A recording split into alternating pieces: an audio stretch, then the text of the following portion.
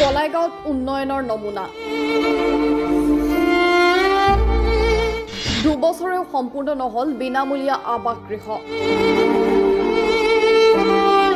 দেশৰ অমৃতকালত এগৰাকী দৰিদ্ৰ মহিলাৰ কৰুণ বিননি নেদেখিলে বিশ্বাস নকৰিব আপুনি কণমানি জীয়ৰীৰ সৈতে গোহালি ঘৰত বাস এগৰাকী মাতৃৰ স্বামীৰ মৃত্যুৰ পিছতে যেন ভয়াৱহ দুৰ্যোগ নামি আহিছে এগৰাকী মহিলাৰ জীৱনলৈ মধ্যভোগী দালালৰ কবলত পৰি এতিয়া দুখ আৰু বেদনাসহ অৱস্থান কৰিবলৈ বাধ্য হৈছে কলাইগাঁও গেৰুৱা ভিচিডিচিৰ অন্তৰ্গত 1 নং কলাইগাঁৱত সংঘটিত হৈছে এই ঘটনা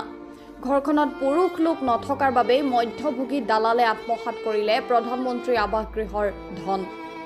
গাঁওখনৰ ৰুক্মিণী চৌহান নামৰ বিধৱা মহিলাগৰাকীয়ে 2 বছৰ আগতে লাভ কৰিছিল এটা চৰকাৰী গৃহ কিন্তু আজি 2 বছৰেও সম্পূৰ্ণ নহল ৰুক্মিণী চৌহানৰ বিনামূলীয়া গৃহ দৰিদ্ৰ সীমাৰেখাৰ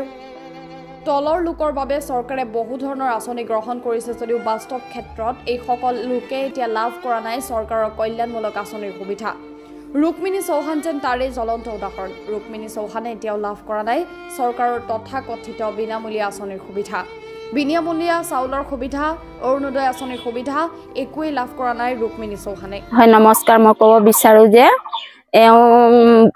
2 বছৰ মান হল ঘৰটো আহিছিলে আমি ভাবিছিলো যে ঘৰটো হৈ গলে তেওঁ কিবা কৰি থাকিব লেকিন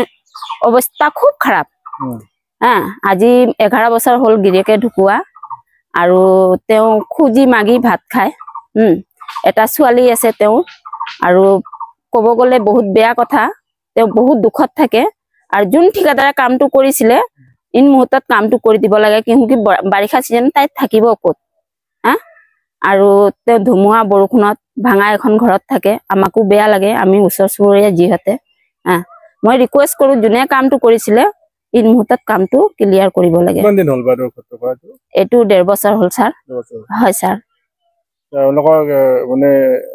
যাৱতীয় ডকুমেন্টছ আছে না অৰুণোদয় পাইছে না নাই পোৱা স্যাৰ নাই স্যাৰ গভৰ্ণমেন্টৰ পৰা একো সহায় পোৱা নাই স্যাৰ ঘৰটো পাইছিলে ঘৰটো নহল আৰু ঘৰটো ঠিকাদাৰৰ থ্ৰুতে কৰিব খুজিছিলে কিন্তু ঠিকাদাৰে মানে কমপ্লিট কামটো কৰি দিয়া নাই